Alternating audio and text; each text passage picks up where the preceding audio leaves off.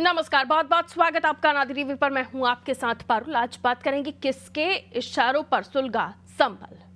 Court के आदेश पर संभल में सरकारी अधिकारियों की टीम सर्वे करने गई और संभल सुलग गया। अचानक 3000 लोग एकत्रित हो गए, पथराव किया गया, कई पुलिस वाले घायल हो गए, फायरिंग में 4 नौजवानों की मौत हो गई, बहुत से लोग जख्मी हुए, गाड़ियां दुकानों को आग लगा दी गई, जैसे कोई मस्जिद का सर्वे करने नहीं हमला करने गया हो, इस तरह का रिएक्शन मिला।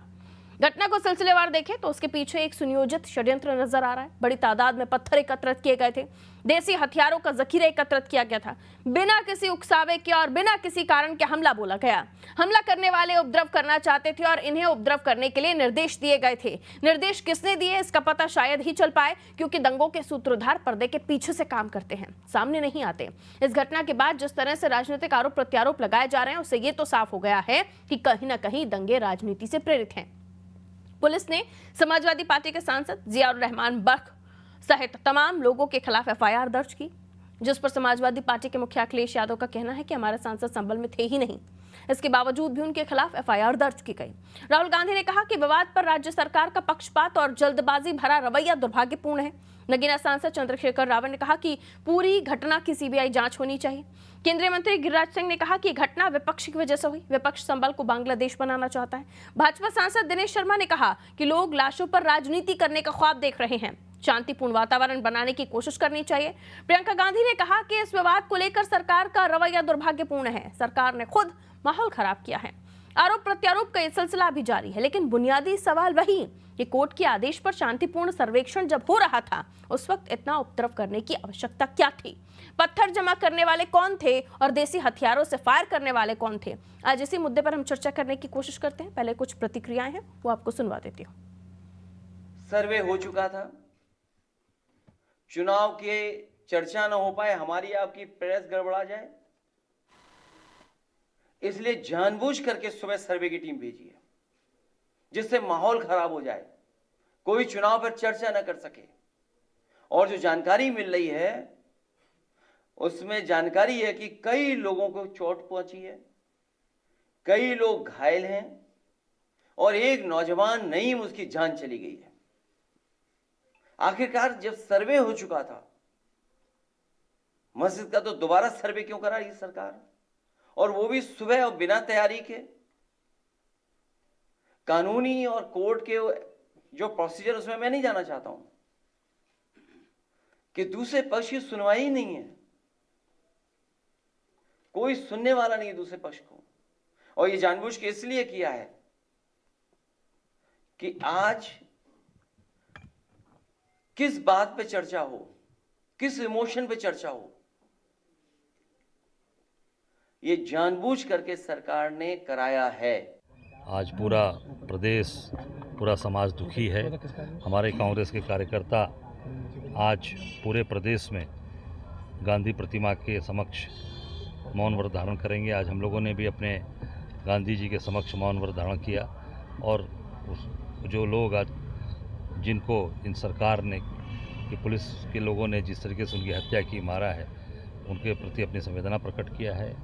और निश्चित तौर से उस परिवार को ताकत मिले, बल मिले, ये हम सब लोग उस पर ये प्रार्थना किया है ईश्वर से। और आपको इतना बताना चाहूँगा कि ये पूरी घटना प्लानिंग के तहत सुनियोजित तरीके से कराई गई है, जिससे पूरा प्रदेश, पूरे देश के अंदर एक नफरत की राजनीति जो कर रहे हैं उसको बढ़ावा मिले। कोर्ट के आदेश पर संभल में जामा मस्जिद के सर्वे के लिए कोर्ट कमिश्नर की टीम पहुंची थी, और कोर्ट कमिश्नर की टीम पर इस प्रकार से पथराव करना यह निश्चित तौर पर यह दर्शाता है कि आपका संविधान में विश्वास नहीं है, देश की न्यायपालिका में विश्वास नहीं है, कानून व्यवस्था में विश्वास नहीं है। यह मुगलिया सल्तनत का दौर नहीं है जहां आप जोर दबाव के आधार पर किसी प्रकार की कार्रवाई कर सकते हैं। लोकतांत्रिक तरीके से आपको न्यायपालिका में विश्वास करके, अपील करके अगर किसी प्रकार की आपत्ति है तो ऊपरी अदालत में जाना चाहिए। लेकिन अगर कोई बल प्रयोग करके अगर किसी प्रकार का कब्जा स्थापित करने का प्रयास कर रहा है तो यह स्वीकार नहीं हो सकता है। उत्तर प्रदेश में योगी आदित्यनाथ जी की सरकार है, कानून व्यवस्था संभालने के लिए बहुत कठोरता से कार्रवाई की जाएगी। अगर कोई कानून हाथ में लेने का प्रयास करेगा तो निश्चित तौर पर कठोरता से कार्रवाई होगी। हम अपील कर रहे हैं, लोग वहां पर शांति व्यवस्था बनाने का काम करें और किसी भी स्थिति में कानून को हाथ में लेने का काम न करें। जो कोर्ट के आदेश है उनका अनुपालन सुनिश्चित करें। विपक्ष का कहना है कि दुर्भाग्यपूर्ण रवैया था प्रशासन का, और उधर ये भी कहा गया कि जिस तरीके से सर्वे कराया गया एक दिन पहले 19 तारीख को हो चुका था सर्वे, दोबारा सर्वे क्यों कराया गया, ये आरोप भी लगे और ये भी कहा गया कि ये सरकार द्वारा सुनियोजित तरीके से कराया गया है। और दूसरी तरफ ये भी पक्ष सामने आ रहा है कि कोर्ट की तरफ से अगर आदेश था तो कोर्ट कमिश्नर उसका पालन करा रहे थे। और क्या ये कोर्ट में जो आदेश दिया गया उसमें कहीं नहीं लिखा हुआ है कि सुबह होना चाहिए, शाम को होना चाहिए, रात को होना चाहिए, दोपहर होना चाहिए, एक दिन बाद नहीं होना चाहिए, एक दिन पहले होना चाहिए, कुछ ऐसा मेंशन नहीं है। तो सर्वे टीम अपना सर्वे कर रही थी, सर्वे करने गई, 19 तारीख को भी हुआ, कुछ नहीं हुआ। लेकिन अभी आते आते ये दृष्टि जो है हम देख रहे हैं, जो तमाम दृश्य है वो बदल गया। और जब सर्वे करके सब लोग बाहर आ रहे थे उसके बाद ये सारी चीजें हुई। पत्थर कहाँ से आए, हथियार कहाँ से आए और क्यों आखिर ये चीजें भड़की। कहा गया कि अफवाह फैली कि वहां पर खुदाई की जा रही जबकि ऐसा कुछ नहीं हो रहा था, ये अफवाह फैली कि तोड़फोड़ की जा रही जबकि ऐसा कुछ नहीं हो रहा था। किसने अफवाह फैलाई, कौन ये सब कर रहा था, तमाम चीजें सवालों के घेरे में हैं। आइए मिलियन मेहमान से जो हमारे साथ चर्चा में जुड़ने आगे समझने की कोशिश उन्हीं से। शिव सिंह भारती जी हमारे साथ भारतीय जनता पार्टी से जुड़े हुए, बहुत स्वागत। हेमंत मिश्रा जी कांग्रेस से हमारे साथ बने हुए, आपका भी स्वागत करती हूँ। पूजा मिश्रा जी सपा से हमारे साथ बनी हुई है, आपका भी स्वागत मैम। और आलोक त्रिपाठी जी वरिष्ठ पत्रकार है हमारे साथ जुड़े, आलोक जी आपका भी स्वागत।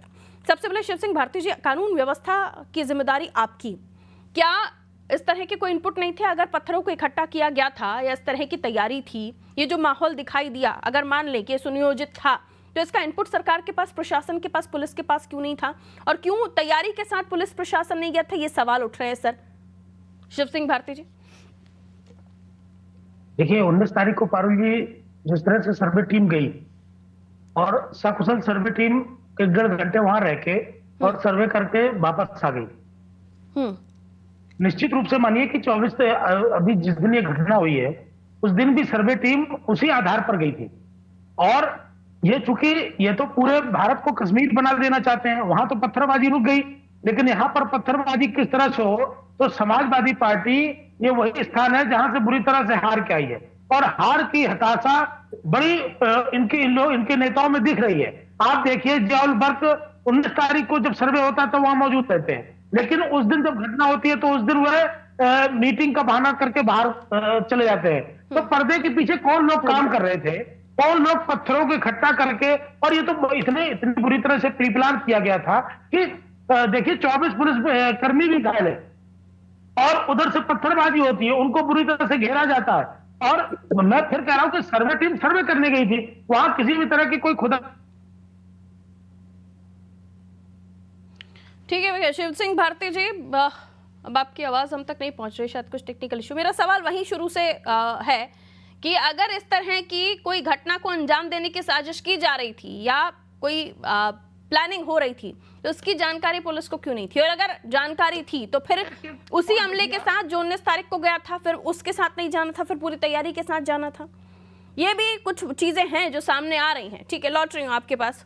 समाजवादी पार्टी से हमारे साथ हम पूजा जी जुड़ी हुई हैं। पूजा जी, अखिलेश जी ने कहा कि ये सब इसलिए किया गया कि हम सुबह जब चुनाव के नतीजों को लेकर चर्चा करना चाहते थे तो वो ना हो पाए। ये तर्क मुझे समझ नहीं आया उनका। पारुल जी आपको नमस्कार और सभी पैनलिस्टों को मेरा नमस्कार। और मुझे लगता है कि पारुल जी यहाँ पे ना समझने जैसा ऐसा कुछ है नहीं। आप देखेंगे तो जो है अभी भाजपा के प्रवक्ता कह रहे थे और आपका न्यूज भी कह रहा था कि वहां पे जब दूसरी बार गया सर्वे करने के लिए तब इस तरीके की घटना घट गई। और आपका प्रश्न भी जायज लग रहा है ना, क्योंकि वहां पे अगर इतने लोग इकट्ठे हो गए, इतनी जो दंगा हो गई बहुत दुखद है, नहीं होनी चाहिए थी और ये फेलियर है। तो फेलियर नहीं कहूंगी मैं, ये सिस्टमैटिक है। एक बार होता तो फेलियर होता, 2 बार होता तो फेलियर होता, हर बार जो है फेलियर कहेंगे प्रशासन का तो ऐसा नहीं है कि प्रशासन एक सिस्टमैटिक तरीके से कर रहा है। चाहे वो बहराइच का दंगा रहा हो फेलियर, चाहे वो हाथरस का फेलियर, इस तरीके से नहीं होता है, ये सिस्टमैटिक हो रहा है। अभी आपने कहा कि जो है माननीय राष्ट्रीय अध्यक्ष जी ने कहा कि इस पे चर्चा नहीं करना चाहते। हाँ बिल्कुल, ये जो है माइंड को डाइवर्ट करना चाहते हैं। अभी यहाँ पे बाई इलेक्शन हुए हैं, बाई इलेक्शन में किस तरीके से जो है तस्वीरें निकल करके आई थी वोटिंग वाले दिन, जहाँ पे पुलिस जो है गन दिखा रहे थे, पुलिस जो है लोगों को वोट डालने नहीं दे रहे थे। मीडिया कर्मी बहुत सारे वहाँ पे रिपोर्टर्स ने रिपोर्ट किया, जो ले जाकर के जो वोट नहीं डाले जा रहे थे वो साफ उनकी मदद भी कर रहे थे कि भाई आपको डालने नहीं दिया जा रहा है, हम चल रहे हैं आपके साथ में। ऐसी भी वीडियोस और तस्वीरें देखने को मिली। तो भाजपा चाहती है उस पर चर्चा न करिए। अभी 2 दिन पहले जो है किसी ने कहा था कि अभी देखिएगा कुछ ऐसा होगा जिसपे अडानी के ऊपर चर्चा नहीं की जाएगी, उस मुद्दे को हटा दिया जाएगा। तो वही हो रहा है कि अब पूरा देश जो है यहाँ पे संभल पे चर्चा कर रहा है। कोई नहीं चर्चा कर रहा है कि बाई इलेक्शन में किस तरीके से धांधली की गई, कोई नहीं चर्चा कर रहा है कि अडानी के ऊपर विश्व में स्तर में क्या हो रहा है। संभल हिंसा छोटी घटना नहीं है मैडम, 4 लोगों की मौत और जिस तरीके का माहौल वहां पर देखा गया, 5 वो लोगों की उसको मौत इग्नोर हुई है। नहीं किया जा सकता। 5 लोगों की मौत है, नहीं बिल्कुल 5 लोगों की मौत हुई है और संवेदनशील है। ये असंवेदनशीलता तो तभी हो गई ना जब कोर्ट ने जो है मस्जिद तो ये किसने मस्जिद करवाया? कमेटी को पक्ष ही नहीं बनाया। वो कह रहे हैं कि 19 तारीख को किसने शफीकुर करवाया? रहमान बर्क रहते हैं, उनके पोते रहते हैं, और फिर उसके बाद बताया जाता है कि जिस दिन सर्वे हुआ उस दिन उनकी मौजूदगी नहीं शीतकालीन सत्र थी। चल रहा है। कुछ आपको भी वीडियो पता है आए कि 19 सामने, तारीख को कुछ रहते हैं। हम्म आपको पता है कि 19 तारीख को रहते हैं, आपको पता है कि शीतकालीन सत्र चल रहा है, हम्म तो सत्र में नहीं जाएंगे वो? मतलब क्या बातें करते हैं, सभी सत्र में है, सब दिल्ली है, सत्र चल रहा है, आपको जानकारी होनी चाहिए। तो वो सांसद हो जाएंगे वहां पे पक्ष रखने के लिए, और उन्होंने उस दिन कहा, वो उन्होंने दिल्ली कहा कि जो है न्यायिक जानकारी प्रक्रिया करिए। होता है। ठीक है, लेकिन अब उस जो दिन जो दिल्ली नहीं चीजें थे, दिखी हैं, जो बिल्कुल। तस्वीरें दिखी हैं, न्यायिक उनको भी प्रक्रिया नकारा नहीं जा सकता। 2 ट्रॉली भर के वहां से पत्थर निकले हैं, ये किसके दिमाग था, किसकी प्लानिंग थी, किसने करवाया ये इनके सारी पुलिस के चीजें? जो बेटे, इनसे पूछे ना कि इनके पुलिस की जो है दरोगा के बेटे के पास में AK-47 मिला मेरठ से, वो तमंचे कहाँ सप्लाई किया करें? तमंचे चले वहां पे, मैं जितनी भी डिबेट में ठीक बैठ रही हूँ, जो फोरेंसिक जांच अभी मैं संबल परी केंद्र तक हूँ, इनको पता बेहतर है, नहीं क्योंकि नहीं, इतना ये ये पूछिए बहुत कि बड़ा वहीं मैं मसला है, बता रही बहुत हूँ, बड़ा संबल की मसला बात। है कि शांतिपूर्ण संबल की बात कर रही हूँ मैं, देश हमारा, कि वहां पे जो है इस तरह की गोली घटनाएं चली, जहां वहां पे होना 5 बंद हो लोगों की गई थी, मृत्यु लेकिन हो कुछ गई। समय से कानपुर बहराइच के बाद अब संभल क्यों? ठीक है, मैं लौट रही हूँ। हेमंत जी, दुर्भाग्यपूर्ण घटना, दुर्भाग्यपूर्ण रवैया, प्रियंका जी ने, राहुल गांधी ने, दोनों ने यही बात कही, लेकिन दुर्भाग्यपूर्ण ये भी है कि ऐसे लोग समाज में हैं। सर्वे हो रहा था, कोई तोड़ाफोड़ी कुछ नहीं हो रहा था, और अगर कोर्ट का आदेश था तो उसका पालन कराया जा रहा था। कोर्ट के आदेश को पालन कराने जो लोग जाएंगे उन पर पत्थर बरसाएंगे, उन पर लाठियां चलेंगी, उन पर फायर किया जाएगा। ये कहाँ का न्याय है और ये कहाँ का समाज है? देखिए, संभल की घटना वास्तव में दुर्भाग्यपूर्ण है। कहीं ना कहीं प्रशासन की चूक जो है इसके सामने उजागर हुई है। मैं थोड़ा कोर्ट के मामले को आपके सामने रखना चाहूंगा। अगर ये कोई पिटीशन फाइल हुई थी और इसमें कमीशन का ऑर्डर हुआ तो एक स्पेशल मैसेंजर के द्वारा तामीला भी कराई जाती है, जो दूसरा पक्ष है उस पर तामीला कराई जाती है, और उस तामीला करने के बाद उस कमीशन की जानकारी दी जाती है कि हमें इस दिन इस टाइम पे कमीशन करने जाना है और आप दोनों पक्षकार वहां पे उपस्थित हों, और दोनों पक्षकारों के उस कमीशन रिपोर्ट पे हस्ताक्षर भी कराए जाते हैं। जो कोर्ट का कमिश्नर जाता है वो हम ही लोगों के एडवोकेट्स रहते हैं या कोर्ट का अमीन रहता है, लेकिन यहाँ पे कोर्ट प्रैक्टिशनर एडवोकेट को ही वहां पे कमीशन करने के लिए भेजा गया था, और उन्होंने किस तरीके से वहां पे कार्रवाई की, मुझे नहीं लगता है कि कहीं पे किसी प्रकार की कोई तामीला की सूचना अभी तक ना तो किसी चैनल के माध्यम से आई ना किसी व्यक्ति के माध्यम से आई। तो मुझे तो यही लगता है कि कहीं ना कहीं प्रशासनिक चूक जो है और जल्दबाजी हड़बड़ी में किया गया कार्य जो है वो संभल की घटना को अंजाम दे गया। बाकी एक नफरत की राजनीति को, कोई गुंडे, दंगाई या कोई ऐसा असामाजिक तत्व मस्जिद का सर्वे नहीं कर रहा था सर। वहां पर जो लोग थे उन्होंने किस तरीके से पत्थर मारे हैं, पुलिस वाले किस तरीके से घायल हुए हैं, ईंट के टुकड़े सर। मैंने आपको प्रक्रिया बताई, उस प्रक्रिया के बाद पुलिस की व्यवस्था, अगर कोर्ट का जो कमिश्नर है वो कहते हैं कि वहां पर पुलिस व्यवस्था चाहिए तो पुलिस व्यवस्था उसको मुहैया कराई जाती है, ये दायित्व है प्रशासन का। और दूसरी बात ये है कि अगर कहीं पर मिसअंडरस्टैंडिंग हुई तो उसकी चूक वहां पे जो LIU है, जो इंटेलिजेंस, लोकल इंटेलिजेंस है, उसका फेलियर है। उन्हें क्यों नहीं पता था कि वहां पर इस तरीके से कुछ भी हो सकता है, तो उसकी व्यवस्था पहले से करनी चाहिए थी। आज आप केवल ये कह के कि साहब पुलिस की गोली से मौत नहीं हुई, ये कह के आप बच नहीं सकते। जो माहौल, जिस तरीके का माहौल पूरे आज उत्तर प्रदेश को आपने क्या से क्या बना दिया है, आपने अपनी प्रयोगशाला बना रखी है उत्तर प्रदेश के लिए। कहीं बहराइच का दंगा, कहीं कानपुर का दंगा, कभी आज संभल का दंगा। ये दंगा देख करके आप जो है आखिर समाज में किस तरीके की विचारधारा पैदा करना चाहते हैं? लौट रही हूँ आपके पास, हेमंत जी। विचार करने की जरूरत इस पे। आलोक जी हमारे साथ जुड़े हुए हैं। आलोक जी, इससे पहले भी हमने जो सर्वे है, ASI का सर्वे, इनको लेकर अलग अलग तरह की प्रक्रियाओं को सुना है। यहाँ हेमंत जी का कहना है कि दोनों पक्षों की मौजूदगी नहीं थी, लेकिन 19 तारीख को इसी तरह का सर्वे हुआ था, कोई घटना नहीं, शांतिपूर्ण तरीके से सब कुछ हुआ, और अब दोबारा जब सर्वे हुआ तो इस तरह का पूरा माहौल सामने आया। सवाल ये कि कोई बगैर किसी की परमिशन के तो ये सर्वे नहीं हो रहा था, कोर्ट के आदेश था, उसका पालन कराया जा रहा था, प्रक्रिया को लेकर जरूर सवाल उठाए जा रहे हैं, लेकिन कोई गलत चीज नहीं हो रही थी। और फिर वहां पर इतने सारे लोगों का हथियारों के साथ, पत्थरों के साथ इकट्ठा हो जाना, और तो ये लगता है कि पहले से प्लानिंग थी। अगर वो गलत है, ठीक है, मान लेते हैं अगर दो पक्ष नहीं थे साथ में, उस प्रक्रिया पर आप सवाल खड़े कर सकते हैं, लेकिन पत्थरों के साथ लोगों के पहले से प्लानिंग के साथ मौजूद रहना ये भी तो सही नहीं है। ये तो प्री प्लान था। फिर आप दो पक्षों को साथ में लेकर भी खड़े रहते तो भी ट्रकों के साथ पूरे पत्थर तैयार थे, हथियार तैयार थे। आप किस तरह का भी तरीका अपना लेते, पहले से प्लानिंग के साथ सब लोग तैयार थे। त्रिपाठी जी। जी पारुल जी, देखिए पारुल जी, दो पक्ष थे या नहीं थे इसका दंगे से क्या मतलब है? भाई दो पक्ष नहीं थे, जांच नहीं होती या हो गई थी, दंगा कैसे हो गया? सवाल ये उठता है कि जांच हो रही थी, कोई वहां मस्जिद या मंदिर या कोई तोड़ने तो नहीं आया था, जांच सर्वे हो रहा था, सर्वे करके चले जाते। लेकिन सवाल उठता है कि पहले कानपुर, फिर बहराइच, फिर संभल, आखिर खुफिया विभाग के पास कहीं सूचना इनपुट क्यों नहीं था? क्या खुफिया विभाग नकारा हो गया है? ये बड़ा सवाल। इतनी बड़ी संख्या में लोग कहां से आ गए? संभल में कुछ ही देर में इतनी बड़ी संख्या में, फिर पत्थर भी आ गए, यानी कि एक प्लान था पूरा। तो ये एक बड़ा सवाल उठता है कि आखिर ये इस तरह की घटनाएं एक के बाद एक जिले में क्यों से होती जा रही हैं और खुफिया विभाग को कहीं कानों कान खबर नहीं लगती है, जबकि खुफिया विभाग का काम ही यही है कि अगर कहीं किसी जिले में, कहीं प्रदेश में अमन चैन बिगड़ने की स्थिति है तो आप उसकी जानकारी सरकार को दीजिए, शासन को दीजिए, शासन उस पर एक्शन ले। लेकिन खुफिया विभाग को कोई जानकारी नहीं होती है और एक के बाद इस तरह के दंगे हो गए। दूसरी चीज की पत्थर इतनी बड़ी संख्या में वहां कैसे आ गए? अगर किसी को जानकारी नहीं थी, हर आदमी इतना कोई खाली नहीं है, हर आदमी कहीं कोई नौकरी में है, कोई काम में है, इतनी बड़ी संख्या में एकदम से इतने लोग कैसे इकट्ठे हो गए और उसके बाद इतना विकराल रूप धारण हो गया कि आज इस पे चर्चा हो रही है। तो ये कई सवाल खड़े करते हैं कि आखिर संभल में क्या पहले से कोई तैयारी चल रही थी? क्या एक प्लान था या इसको पीछे कोई एक किसी का मकसद था या कुछ लोग थे? ये कई चीजें हैं जिसकी मुझे लगता है कि अगर निष्पक्ष जांच होगी तो निकल के आएगा कि आखिर एक के बाद इस तरह की क्यों एकदम से इतनी बड़ी जी जिसमें कई लोगों की जानें चली जाएं। तो ये कहीं ना कहीं प्रदेश का माहौल खराब करने के साथ ही जैसे इंटरनेट बंद हो गया, स्कूल कॉलेज बंद हो गया, बड़ा नुकसान है। आर्थिक शारीरिक हर तरह से क्षति हो रही है और समाज में भी एक गलत मैसेज जा रहा है। तो मुझे लगता है कि इसकी एक निष्पक्ष जांच हो जिसमें ये निकल के आएगी कि आखिर एकदम से इतनी बड़ी संख्या में लोग कैसे आए, पत्थर कहां से आए और खुफिया विभाग कर क्या रहा था। ये सब चीजों की जांच होनी चाहिए, उसके बाद मुझे लगता है कि स्थिति एकदम क्लियर होगी। क्या कहना चाहेंगे आप शिव जी?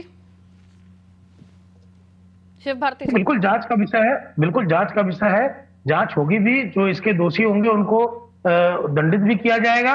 लेकिन इस जो पूरा दंगा हुआ है उसकी मानसिकता को समझने की बात है। मैं अभी सारे प्रवक्ता बार बार कह रहे हैं कि पहले वहां दंगा हुआ, फिर वहां दंगा हुआ, तो ये दंगा एक मानसिकता के तहत हो रहे हैं। और देखिए कोर्ट प्रोसेस है, कोर्ट ने किसी प्रोसेस से अगर कहीं सर्वे कोर्ट अपने किसी पालन कराने तो उसके साथ अगर इस तरह की घटनाएं होंगी तो मुझे लगता है कि कोर्ट या संविधान, ये संविधान को बचाने की बात करते हैं, ये संविधान का रोना रोते रहते हैं दिन रात। लेकिन जब उस तरह की किसी प्रक्रिया में प्रशासन जाता है, पुलिस जाता है, कोर्ट जाती है, तो उसकी अवमानना करना और उसके साथ इस तरह का व्यवहार करना कि ईंट पत्थर लेकर उनके ऊपर बरस जाओ, उनके ऊपर फायरिंग करो, उनको धारदार असलाओं से लेकर उनके ऊपर हमला कर दो, तो मुझे लगता है यह जो एक मानसिकता है और उसका पूरा मनोबल इनको बढ़ाने का काम समाजवादी पार्टी के मुखिया करते हैं। और उन्होंने एक बार भी नहीं कहा कि अगर सर्वे टीम गई थी तो सर्वे तो तमाम तरह के सर्वे होते रहते हैं, तमाम तरह के सर्वे हुए भी है, लेकिन कहीं भी पुलिस नहीं जाएगी, उनके बीच में कहीं पुलिस का कोई किसी प्रकार का कोई हस्तक्षेप नहीं होगा। तो यह देखिए, यह देश संविधान से चलता है, यह कानून से चलता है और कहीं संवैधानिक प्रक्रिया में अगर कुछ ऐसा हो रहा होगा तो होगा और अनुभवित होगा और आगे भी होगा और उसकी पुनरावृत्ति इस प्रकार की होगी, उसकी पुनरावृत्ति इस प्रकार की होगी। किसी की प्राइवेट संपत्ति कोई व्यक्ति जाएगा तो बिल्कुल कोई विवाद की स्थिति नहीं होती। हालांकि होती है तब भी पुलिस कमिश्नर जो है उसे सहयोग लेता है, बाकी लोकल पुलिस से सहयोग लेता है। सर्वे में कोई भी कुछ नीच हो या कम चीजें हो, लेकिन उसको जस्टिफाई दंगों से नहीं किया जा सकता सर। व्यवस्थाएं करनी चाहिए थी आनंद और उसमें पुलिस किस प्रकार की सेंसिटिविटी की बात कर रहे हैं आप? किस प्रकार की सेंसिटिविटी है? वही तो मैं कह रहा हूँ। क्यों है? अगर आप इस तरीके से जाकर के अगर करेंगे तो पहले प्रशासन को अलर्ट करेंगे। मेरे कहने का व्यक्ति केवल इतना है, बाकी तो लोकल इंटेलिजेंस बिल्कुल किया गया हेमंत जी, आपको सजा मैं कह रहा हूँ वो कोई अकेले नहीं गए थे। और 19 तारीख को जब गए तो बड़े शांतिपूर्ण तरीके से टीम सर्वे करके लौट भी आई। वो तो वीडियो आया है, शांतिपूर्ण कितना था वो तो वीडियो सामने आया है। उधर क्या हो गया? उधर क्या हो गया? वहाँ के सांसद 19 तारीख को रहते हैं और जिस दिन भी किया जा सकता था। ये वही क्षेत्र है आलोक त्रिपाठी जी नहीं थी तो नहीं हो सकता था। चुनाव हुए, अब उपचुनाव और उपचुनाव के बाद जो नतीजे आए उसमें लगा कि शायद समाजवादी पार्टी का साथ मुस्लिम छोड़ते हुए नजर आ रहे हैं, लेकिन फिर सर्वे के बाद एक साथ मस्जिद के लिए मुस्लिमों का इकट्ठा हो जाना, ये कोई और चीज तो नहीं है जो किसी और चश्मे से देखी जा रही है त्रिपाठी जी? बिल्कुल, जिस तरह से एकदम से इतनी बड़ी संख्या में लोगों का इकट्ठा होना, ये कहीं ना कहीं किसी इंगित इशारा करता है, क्योंकि इतनी बड़ी संख्या में बिना किसी मैसेज के, बगैर किसी आपस में जोड़े नहीं इकट्ठे हो सकते इतने कम समय में। तो जाहिर सी बात है कि ये कहीं ना कहीं एक कोई प्लानिंग रही होगी जिसमें कि एक मैसेज गया होगा, उस मैसेज के द्वारा ही सब लोग इतने जल्दी एकत्र हो गए। वरना सर्वे, इसके पहले भी सर्वे टीम आई थी, करके चली गई थी, फिर सर्वे टीम आई तो कोई उसमें पिछली बार जब दंग बवाल नहीं हुआ तो इस बार कैसे हो गया? और इस बार भी कोई सर्वे टीम ने, मुझे नहीं लगता कुछ ऐसा काम किया जिससे कि ये दंगे जैसा रूप धारण हो गया संभल में। तो पुलिस ने जियाउर रहमान के लिए कहा कि उन्होंने विरोधाभासी बयान दिए थे, ऐसे बयान दिए थे जिससे दंगा भड़क सकता था, इसलिए उनकी गिरफ्तारी की बात कही गई। इसमें कितना तर्क आप पाते हैं? नहीं, देखिए, गिरफ्तारी की तर्क दिया गया, बात कही गई, लेकिन गिरफ्तारी तो नहीं हुई। मतलब किसी ने कह दिया कि कुछ हो गया, उसके ऊपर आप इतना बड़ा दंगा कर देंगे, इंटरनेट बंद हो गया, सब चीज, स्कूल कॉलेज बंद हो गए, ये तो कोई सभ्य समाज की ये निशानी नहीं है कि किसी ने कहने से आपने इतना बड़ा दंगे का रूप ले ले। आप देखें तो गिरफ्तारी हुई कि नहीं हुई, तो मुझे नहीं लगता कि ये एक कुछ ना कुछ इसके पीछे साजिश जरूर है, और मुझे लगता है कि इसकी जांच होगी इसमें साजिश हो सकती है पूजा जी, लेकिन किसकी साजिश, किसने इस पूरे षड्यंत्र को रचा, उससे पर्दा उठेगा तभी पता चलेगा कि किसने कौन सा रंग भंग करने की कोशिश की। जी पारुल जी, इसमें फायदा किसको हो रहा है? इसमें फायदा भारतीय जनता पार्टी को हो रहा है। इनको लगातार दंगे करा करके फायदा हो रहा है। इनको पोलराइजेशन इनका जो है टारगेट बना हुआ है, और ये हर जगह पोलराइजेशन करते हैं। सिर्फ उत्तर प्रदेश की बात नहीं है, मणिपुर में पोलराइजेशन करते हैं, और जो है झारखंड में जाकर पोलराइजेशन का बात करते हैं। वहाँ कौन सा हिंदू मुस्लिम है? वहाँ पे उन्होंने ढूंढ लिया ना, क्योंकि मैं तेज ढूंढ लिया। झारखंड में इन्होंने ढूंढ लिया था पहाड़ी जो गैर पहाड़ी है। ये तो इनकी प्रवृत्ति बन हुई है। अभी इन्होंने बोला ना कि जो है जो लोग कॉन्स्टिट्यूशन को मानते हैं, भाई साहब जो कॉन्स्टिट्यूशन को मानते हो दंगे नहीं करेंगे। आप क्या कहना चाह रहे हैं? अगर उन्होंने दंगे किए हैं तो कॉन्स्टिट्यूशन को नहीं मानते हैं, किसकी बात कर रहे हैं आप कहना क्या चाह रहे हैं कि जो दंगे कर रहे थे आप उनको जानते हैं, वो पहले कॉन्स्टिट्यूशन को मानने की बात कर रहे थे और आज दंगा कर दिए। अगर आप जानते हो, 30 सेकंड में अपनी बात कंप्लीट कीजिए। आयु नहीं जानती है, आप जो है तुरंत जाकर के उनको बताइए कि ये लोग पहले कॉन्स्टिट्यूशन दिखाते थे दंगे किए हुए, ज्यादा नहीं पड़ेगा ना, आपको तो जानकारी बहुत संक्षेप में। हेमंत जी देखिए, बहराइच में इन्हीं के लोग, भारतीय जनता पार्टी के लोग ही उस दंगे में शामिल निकले। आज तक उनके खिलाफ क्या कार्रवाई हुई किसी मीडिया ने भी नहीं बताया, ना कहीं किसी और ने बताया। तो ऐसी परिस्थितियां क्यों पैदा हो रही हैं, विचार करने की आवश्यकता इस बात की है।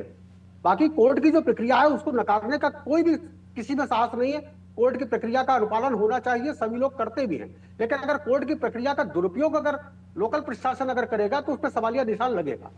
और मुझे लगता है संभल यही, चूंकि उत्तर प्रदेश में एक बात बार बार उठी कि कानून व्यवस्था और अपराधी हैं उनमें बुलडोजर का खौफ भी रहा, लेकिन उसके बाद इस तरह के लगातार घटनाएं सामने आना, शिव सिंह भारती जी, ये आपके प्रशासन पर, आपकी कानून व्यवस्था पर भी सवाल है, और इसलिए जरूरी है कि ऐसी घटनाएं ना हो, वरना जो विश्वास कानून व्यवस्था को लेकर, क्राइम को लेकर जनता ने किया वो डगमगाएगा। सर बहुत शुक्रिया आप सभी का हमारे साथ जुड़ने के लिए।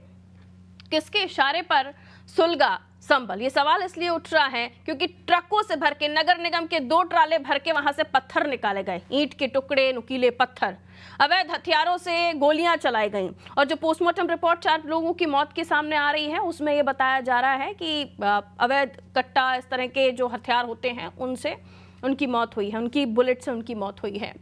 और अगर इस तरह की घटनाएं सामने आ रही है तो सवाल उठना लाजमी है, क्या कोर्ट के आदेश का पालन कराने का अगर जा रहा है सिस्टम, या कमिश्नर जा रहे हैं, कोर्ट कमिश्नर जा रहे हैं, तो दंगा होगा? दंगा भड़केगा, इस तरह से पुलिस वालों पर हमले किए जाएंगे। क्या वाकई उत्तर प्रदेश की शांति व्यवस्था कहीं ना कहीं खतरे में दिखाई दे रही है?